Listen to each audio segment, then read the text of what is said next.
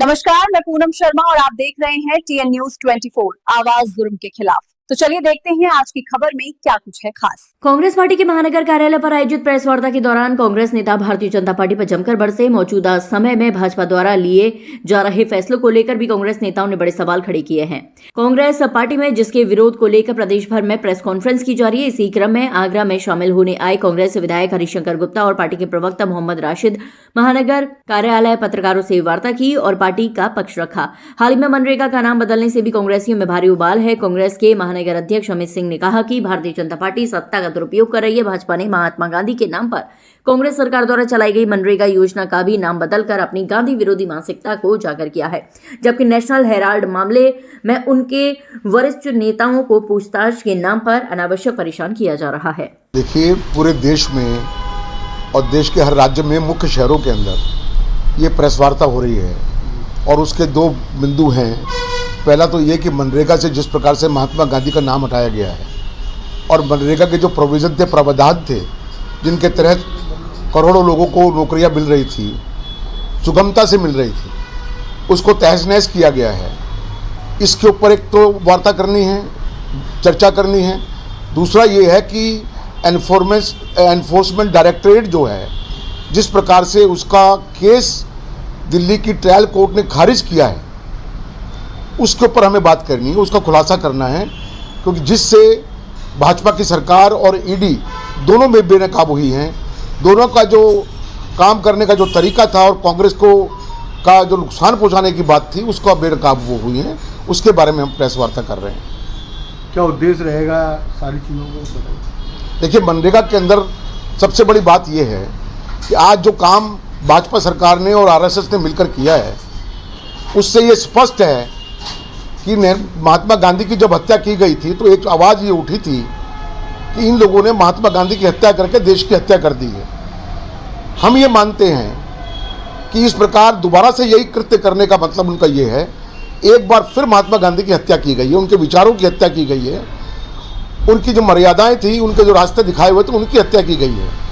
हमारा मानना ये भी है कि स्वतंत्रता संग्राम के पहले भी ये लोग खिलाफ थे और आज भी ये खिलाफ है। गांधी का नाम बिठा देना चाहते हैं। सुबह से शाम तक ये लोग गांधी की समाधि पर माथा टेकने का काम करते हैं। वो एक ढकोसला है।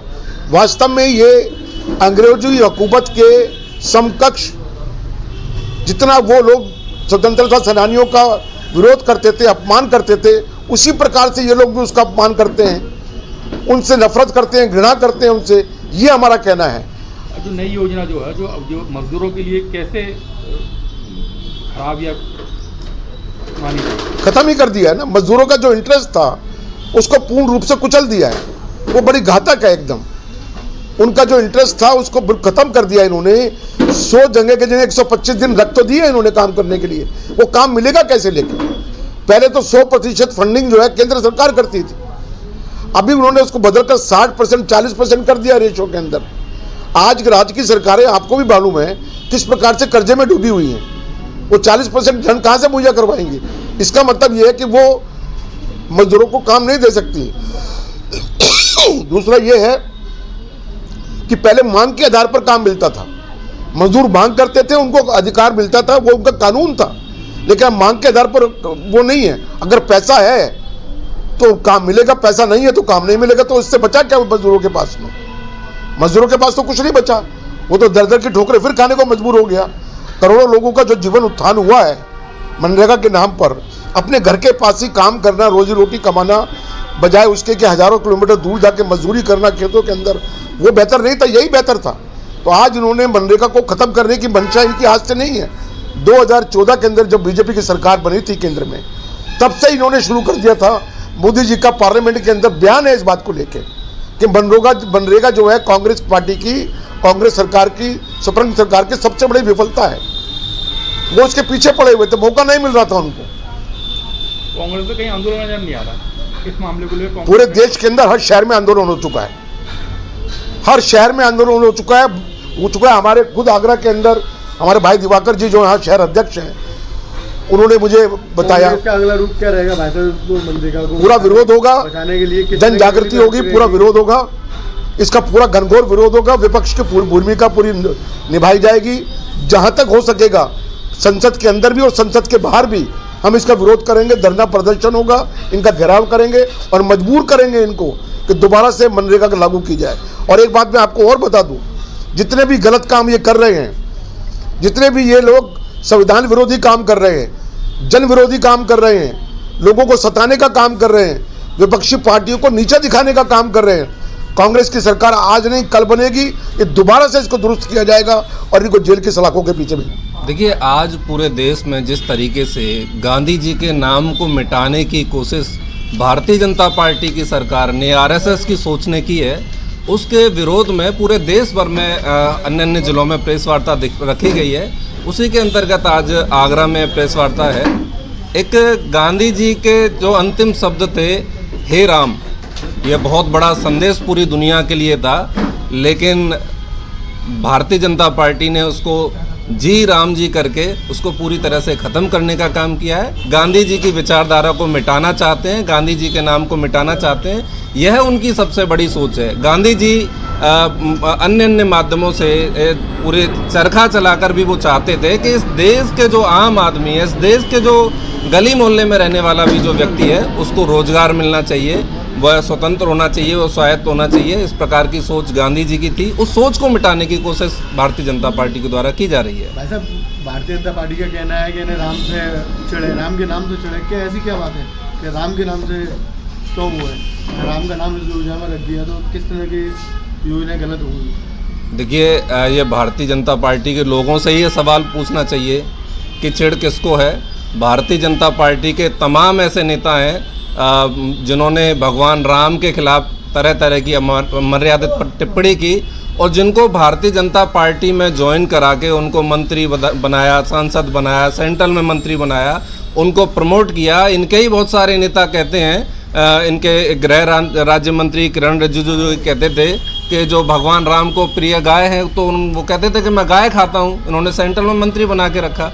तो ऐसे तमाम इनके नेता हैं, इनकी बातों को बहुत गंभीरता से लेना यह ठीक नहीं है। लेकिन गांधी जी के जो हे राम थे, यह उसको मिटाना चाहते हैं, गांधी जी के नाम को मिटाना चाहते हैं। इस गांधी जी भारत की पहचान है, ये भारत की पहचान को मिटाना चाहते हैं। यह एक वास्तविक सच्चाई है।